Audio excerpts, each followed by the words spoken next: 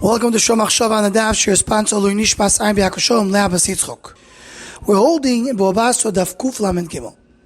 The Gemara towards the end of the Amud brings the idea, the concept, the Loi Tehei Ba'avuriat Achsanto.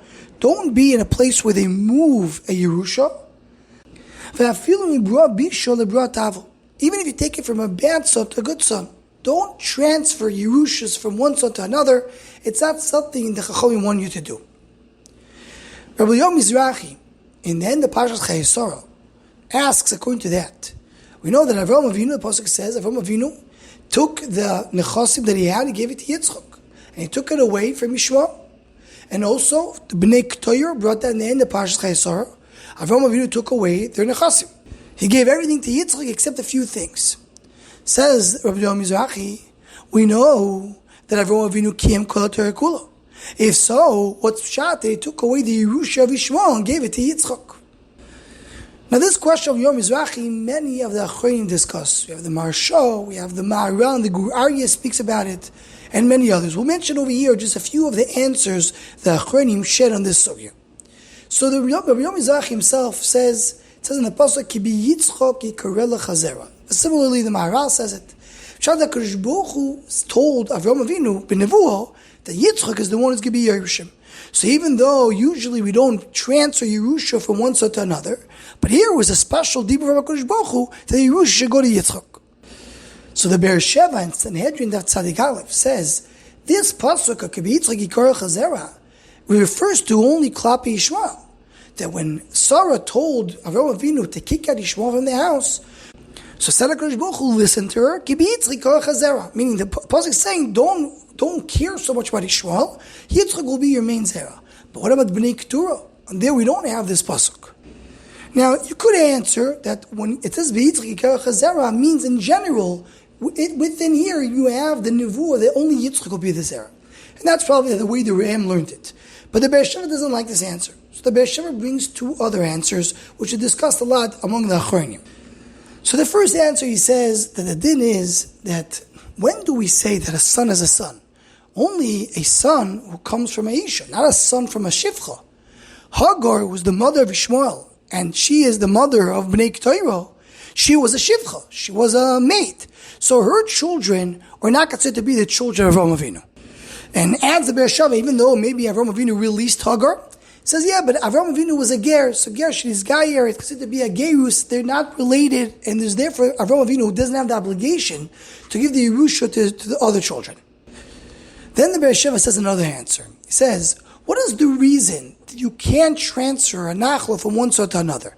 So, as the Rashbam brings over here, and that's what the Gemara in Ksuvas quotes, because you don't know who's going to come out of it. This son right now is not a great son, but he may have very good children coming out later. He may have great children that will come out of him. So don't take away the Yerusha from him. Says the Be'er Sheva, that's the regular child, the regular Yid. But by Yishmael and Bnei Keturah, Avraham Avinu knew that no good children, no Yidin are coming out of these people. So therefore he didn't give them the Yerusha. Rabbi Yosef Engel, and his Sefer Beis HaOitzer, he brings in the name of the Maggid Mishur and the Beis Yosef, that the whole idea of Nachla is something that has to do al pi soid, al pi Kabbalah, in Yonim Gedolim Me'od, that the whole concept of every Nachla, how it's supposed to be divided.